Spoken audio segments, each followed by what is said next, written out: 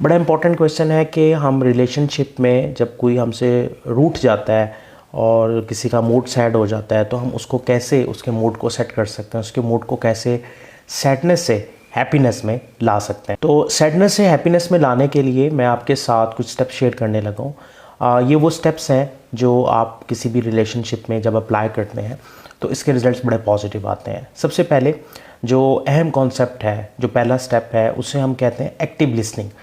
अब लिसनिंग हम अमूमन जब रिलेशनशिप्स में होते हैं, जब किसी के साथ हमारी बॉन्डिंग होती है, वो किसी भी लेवल का रिलेशन हो सकता है, तो उसमें हमारी लिसनिंग अमूमन बहुत वीक होती है और वो एक्टिव नहीं होती। एक्टिव लिसनिंग के कुछ तकाज़े हैं और एक्टिव लिसनिंग तब होती है जब हम अपनी फुल कंसंट्रेशन, अपनी full attention toward the person जिसके साथ हमारा रिलेशन है, बॉन्डिंग है, हम उसकी तरफ करते हैं। हम हर किस्म की डिस्ट्रैक्शन से दूर हो जाते हैं। हमारी body language toward that person, उस पर्सन की तरफ होती है और हम उसकी बात को गौर से सुनते हैं और सुनने के बाद सम टाइम अगर कहीं पे कन्फ्यूजन है तो हम रिपीट करते हैं, रिफ्रेज करते हैं, उसको दोहराते हैं कि जो उस पर्सन ने बात की, क्या मेरे समझने में कोई गलती तो नहीं है, क्या मैं बिल्कुल वैसा ही समझ रहा हूँ या नहीं रहा। तो ये एक्टिव लिसनिंग जो है आपके रिलेशनशिप के बॉन्ड को स्ट्रॉन्ग करती है और जब आपका बॉन्ड, आपके रिलेशनशिप का कनेक्शन स्ट्रॉन्ग हो तो आप आसानी से किसी के भी सैड इमोशन को चेंज कर सकते हैं, किसी के भी इमोशंस जो नेगेटिव हुए हैं उनको पॉजिटिव की तरफ चेंज कर सकते हैं।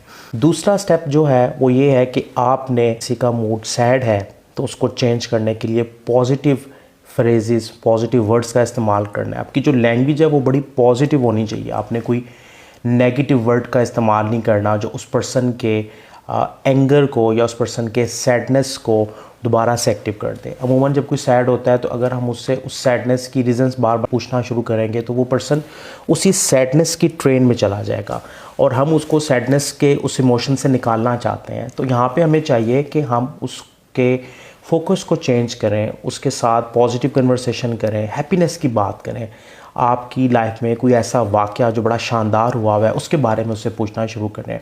तो जब आप ओपन एंड क्वेश्चन उससे पूछेंगे उस चीज़ के बारे में जिससे वो बहुत खुश होता है तो उससे उसका फोकस तब्दील होगा और वो उस सैड इमोशन की ट्रेन से बाहर आ। तीसरा स्टेप जो है वो ये करना है कि आपने अगर एक्टिविटी अरेंज कर सकते हैं तो उस एक्टिविटी में उसे इन्वॉल्व करें, क्योंकि एक्टिविटी में इन्वॉल्व होने से उसकी बॉडी मूवमेंट चेंज हो जाएगी, उसका माइंडसेट चेंज हो जाएगा, उसका फोकस चेंज हो जाएगा, जिसकी वजह से वो उस सैडनेस की ट्रेन से, उस सैडनेस के इमोशन से बाहर आ जाएगा। तो इमोशंस को, नेगेटिव इमोशंस को तब्दील करने का जब एक ये भी तरीका इस्तेमाल किया जाता है कि आप कोई ना कोई एक्टिविटी परफॉर्म करवा लें।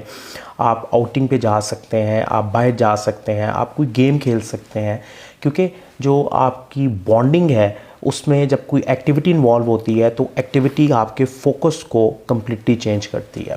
तो ये तीसरा स्टेप आप अपने बॉन्ड में, रिलेशन में इस्तेमाल करेंगे ताकि आप उस नेगेटिव, उस सैडनेस के इमोशंस को जो है वो चेंज। चौथा अहम स्टेप जो आप किसी के सैडनेस के इमोशंस को चेंज करने के लिए इस्तेमाल करते हैं कि उसके इंटरेस्ट की बातें उससे करना शुरू करें। क्योंकि जब आप किसी के इंटरेस्ट की बात पूछते हैं किसी से, जिस चीज़ में उसकी बहुत ज़्यादा एक्सपर्टी है, उस इंटरेस्ट की वजह से वो आपके साथ बहुत ज़्यादा कनेक्टेड हो जाता है और वो कनेक्टेड फील करता है। और जैसे ही वो कनेक्टेड फील करता है तो आप आसानी से उसके माइंड को चेंज कर सकते हैं, उसको उस सैडनेस के इमोशन से बाहर निकाल सकते हैं और वो आपको जवाब देगा, अपने इंटरेस्ट के बारे में बताएगा। आप एक्टिव लिसनिंग, जो हमने पहले स्टेप में बात की थी, उस एक्टिव लिसनिंग की मदद से उसको कम्प्लीटली उस सैडनेस के इमोशन से निकाल सकते हैं।